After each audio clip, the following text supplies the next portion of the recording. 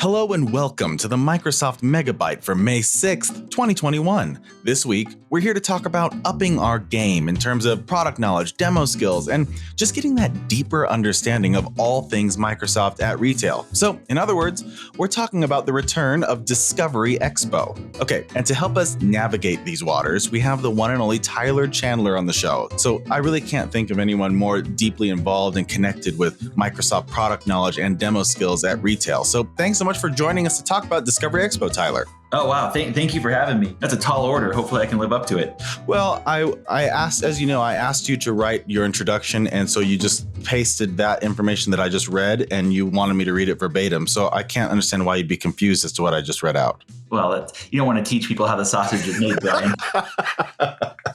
All right, Tyler, we have a lot of people out there listening who may have not been involved in Discovery Expo in the past. So when I say Discovery Expo is back, they may be wondering what I'm talking about. So let's just start from square one.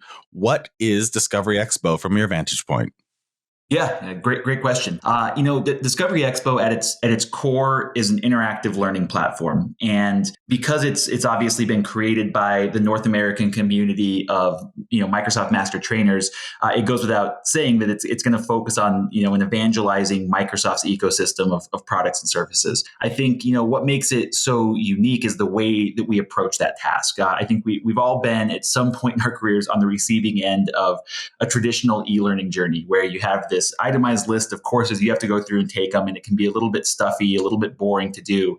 And that is not what Discovery Expo is. Discovery Expo is very interactive, but in terms of the content, it's a really diverse mix of different types of learning material. You have video content, you have on-demand content. We do live streams almost every single day where we talk about various products and services. We do have some traditional e-learning courses, but even those are probably something different than what you'd expect. We have some branching paths and some different unique ways to really make that something that's enjoyable for the end user in a way that they're maybe not accustomed to when you think of traditional e-learnings. Yeah, I think you're really hitting it when you say that we all know what a traditional e-learning experience can be like. They're not always bad, they're not always boring, they're not always dull, but let's be honest, as a general theme, as a general concept, when someone says, hey, let's do this e-learning, no one's really chomping at the bit or frothing at the mouth to get involved there. So we really took that to heart. We recognize that when we're developing this. And I think it just dovetails back to what life used to be like, which is, it seems like an eternity ago. But remember, we used to go out and travel to talk to everybody who's selling Microsoft at retail, to show them a demo in person, to ask them to show us their favorite demos in person, to tell us about what are customers saying that's really causing you to struggle on the sales floor, or what's the product news that you're unclear about. And we would go through it. We would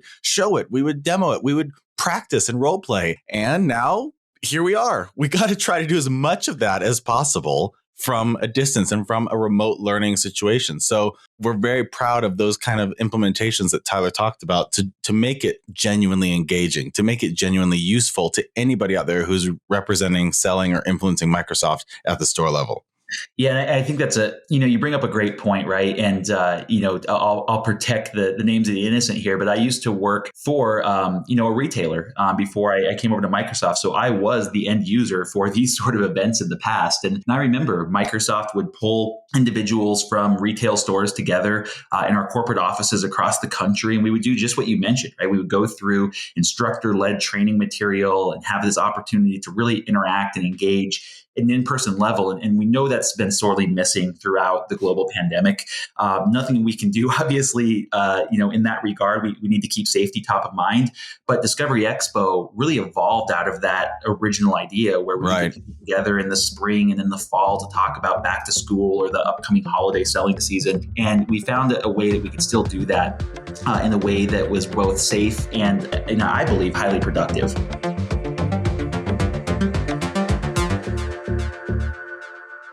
So you're bringing up the different seasons and the different times of year that we would do these kind of trainings. So I think the logical question is, why is now the right time for this next installment of Discovery Expo?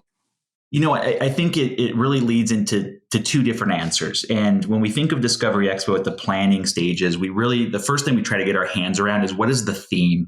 What do we want people to take away from this even almost at a subconscious level. The first broader theme is something we just kind of touched on, which is all about travel, right? We've all been cooped up and quarantined to some degree or another collectively over the last year. And now that there seems to be some glimmer of hope on the horizon here as we're manufacturing and we're distributing vaccines, we're excited to start talking about travel again. So internally, we kind of jokingly say, this particular version of Discovery Expo is really putting the discovery back in Discovery Expo, right? So from a theme standpoint, you're going to see this kind of virtual world map that you're going to be able to traverse progressively as you complete learning content over the course of multiple weeks. So travel is one aspect. I think the other thing that users can expect to see and why we're running it right now ties into that other point that you mentioned, which is back to school. It's funny that we're sitting here in, late April, early May talking about back to school, but back to school has become a multi-month initiative for retail. It really starts in June and it progresses in some cases all the way to middle of September, depending on when colleges are going back. So it's a perfect time for us to really sharpen the selling skills of our retail sales professional community for back to school specifically. So theme, you're going to see a lot of travel. The micro level, it's really going to be tailored towards a back to school approach. And again, arming people with the information they're going to need to be successful during that particular drive time.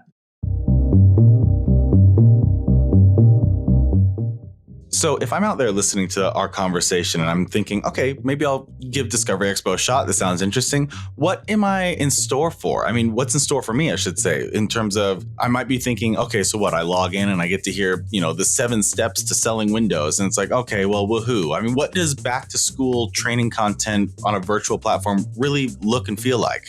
You're spot on. I think in a traditional e-learning curriculum, if we were talking about something, and I'll just pick one at random, let's say Microsoft Word, you would say, hey, here's all of your coursework for Microsoft Word. You'd go through and you'd check the boxes. We really wanted to get away from that in Discovery Expo, and we wanted to embrace that there's different types of learners, really depending on age group and where they're at in their own learning journey. Yeah. So if we kind of keep Word as our example, when we're focusing in on those early weeks and we're talking about, again, pre-learners, those folks who are maybe not even in kindergarten yet, or they are in kindergarten, first, second grade, one of the features we really want to highlight is called Immersive Reader. That's a fantastic tool for new and emerging readers. It helps people understand the phonics of our language and how it works, and it helps people get stronger at reading. So we focus on that. As we progress into that kind of middle school range, we start talking about a feature called Researcher. Researcher is something I sorely wish I had when I was in school, but basically allows me in-app, in Microsoft Word, to research a particular topic, to pull that research into my document itself without having to copy and paste. Allows me to create citations and annotations with the click of a button. So we talk about those sort of features. As we move into maybe that collegiate level learner, we have a great feature in Word called Microsoft Editor. Not only does it do the traditional spelling and grammar check that we're kind of all accustomed to, but it even looks at things like conciseness of your sentence structure itself, the tone of the sentence, whether the language you're using is inclusive or not. So much deeper than what you see with the traditional spelling or grammar check. So we talk about that. And then as you get to that career professional, if we kind of continue with the theme of Word, there's a great feature in Word called Resume Assistant. And for that person who has now completed their formal education, they're saying, hey, I got to go out into the broader workforce. Now I got to build a resume, right? And Resume Assistant allows them to pull from thousands of different resume templates that are pre-built into Word. And then it actually uses the power of LinkedIn to pull up resume examples. So you can sit there and say, hey, I know what I've done from a professional standpoint, but I'm not quite sure how to articulate that to a hiring manager. Resume Assistant will help you with that. It'll actually help you perfectly articulate your unique skill sets. So that's just an example of how we can take one product, but we can talk about it differently depending on the audience and the week that we're showcasing it on Discovery Expo. Fascinating. So we used to do trainings where we would say like, hey, let's take a day in the life of, a modern mobile professional and see how, Surface Pro 4 fits into that modern work life. And they're getting on the bus and now they're doing their work on the subway. Now they're okay, cool. That was interesting. But what you're saying here is we're zooming out and taking the entire academic career of someone and saying, let's take this entire section of life and use Microsoft throughout. And so showcasing how these different products that you might think Word is Word is Word is Word, or Windows is Windows is Windows, but how does that affect the life of someone who is in fourth grade versus someone who is in 11th grade or someone who is just starting their first job? And you might think the products are the same, but boy, the implementation and the use cases of those products change dramatically, even over the course of someone's single academic life. Yeah, and I think, if we're thinking about Microsoft 365 and our Office 365 productivity suite in particular, it really disabuses us of that notion that Word is just a word processor. Excel is just spreadsheets and PowerPoint is just creating slides, right? There's so many different features that we can unpack relevant to the student's lifestyle itself. And, in the past, back to school has really been kind of a collegiate focus for most retailers. The one thing that's really come out of this last year with COVID and the pandemic is we have seen that there is a huge appetite and huge need to connect early learners to technology in a way that we've never had to do before with distance learning and remote learning and learning from home. So again, we really wanted to tap into that this year in a way that we probably haven't in seasons past. So listen out there, this is why we want you to be excited about Discovery Expo and this latest experience of it, because if you want to really understand every customer walking in this back to school season, you really need to understand how the Microsoft ecosystem fits no matter where they are in their academic career, whether that's almost professional or whether that's just starting out, getting their first tablet or device. We have some awesome stories, demos, conversation starters to help you on that engagement level with any customer this season.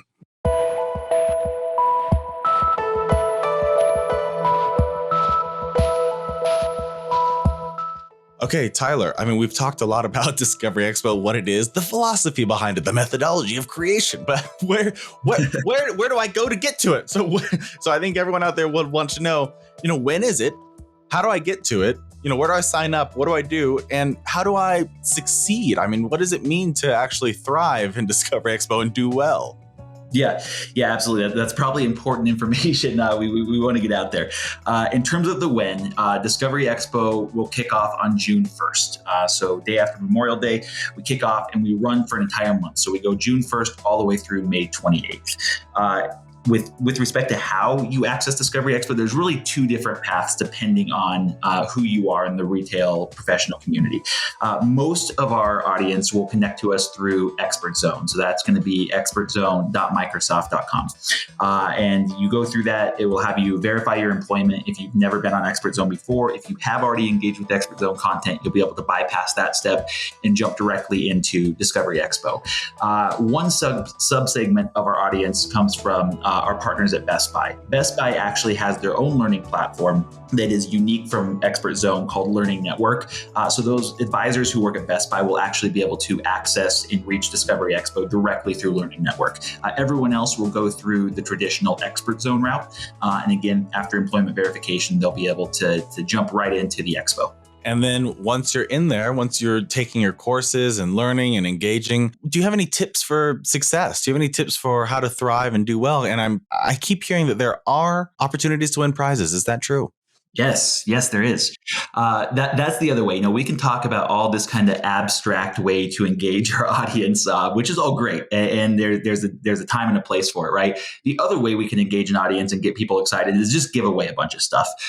So we definitely want to embrace that with Discovery Expo as well. So when you're in Expo, we call it gamification. It's a way to, again, really create an interactive method to jump into this content. And gamification means that as you progress through your learning journey and you complete courses and you engage with our live events and you take little quizzes and knowledge checks, basically you have an opportunity to earn something yourself. In terms of prizing, we have everything from prepaid gift cards to Microsoft 365 tokens, Game Pass Ultimate tokens. We have PC accessories, mice and keyboards and so on. And then some of our biggest prizes are really tied to our Surface family. So we do have Surface hardware. So that could be laptops and Surface Pros and all the good stuff that we have within that family of products. You'll be able to earn based on your level of engagement with Discovery Expo. So, top tip, everyone out there, I just want you to know that, listen, the resources have been provided for this to be exciting and worth your while. I encourage you to join Discovery Expo, to take the learnings and to play the games and to get yourself involved and participate because, yes, there are prizes to be won. And there's no reason why someone who isn't participating actively won't walk away very happy from Discovery Expo. That is all I'll say. Yeah. And this is our fourth rodeo, right? So we've learned each time we've done one of these around how to make it the most fair and engage the best participation. And I think we've really hit a great sweet spot with this particular iteration of Discovery Expo. I think a couple things I would guide this audience to is you're going to have a passport book in here. Again, I mentioned the theme was all about travel. The passport book will really house what in the past we would maybe call badges. In this case, they're going to be stamps to keep our theme alive. But pay close attention to that. We will, at the outset of the expo, really articulate exactly what is required in order to earn a particular stamp at every level. When I say every level, we'll have silver, gold, and platinum versions of these stamps. So if you want to know on day one, how do I earn a platinum stamp? You're going to be able to see that exact information. So we really wanted to provide a ton of clarity there. So that would be the number one thing I would say is look at your passport book, make sure you understand exactly how the gamification works. The second piece, and I'm guilty of this in my past, is, I think, I already know a lot about this. So I'm going to, in quotes, test out of the content, right? I'm going to skip ahead to the end of the video and just try to take the test. I would urge you against that. We have this kind of bad behavior built in sometimes where we kick the can down the road with respect to our own personal development. We think, there's a million other things going on that are more important than me focusing on myself and my learning. Hopefully with Discovery Expo, again, we can move people away from that kind of legacy behavior and really get them to engage with the content fully, right? If it's a 5-minute video, watch the whole video from point A to point Z. That's going to arm you with the information you need to really set yourself up to potentially earn some of these prizes. I would also, tied to that, talk about our live events. Live events are a great way to get, frankly, content you're not going to get anywhere else. The fun of a live event is anything can happen on it. So there's some great kind of impromptu discussion back and forth that happens on those.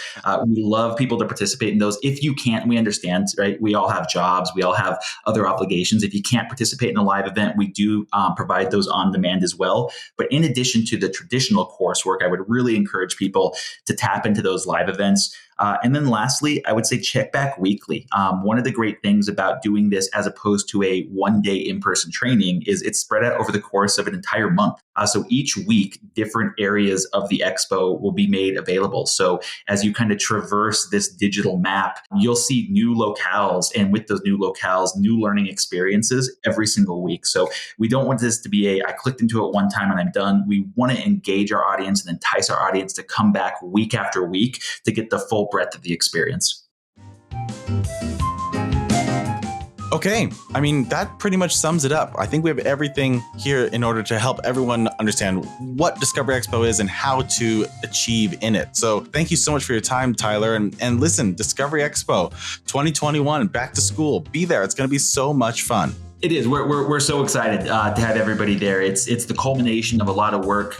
Brian, I'd be remiss if I didn't commend you and your peers within the Master Trainer community for everything you've done to set this event up to be what I believe is going to be our most successful Discovery Expo yet. And then, thank you to our user base, right? Discovery Expo has really become a brand in and of itself, and that doesn't happen without a great community of users who are engaging with the content. So we want to continue to expand that base this year, and we're excited to do so. Tyler Chandler, come on back. You're a good guest. You know what you're talking about. Hey, thanks for having me. Appreciate it. This has been the Microsoft Megabyte Podcast, a training tool for Microsoft field team members and sales professionals across the country, produced by Microsoft employees.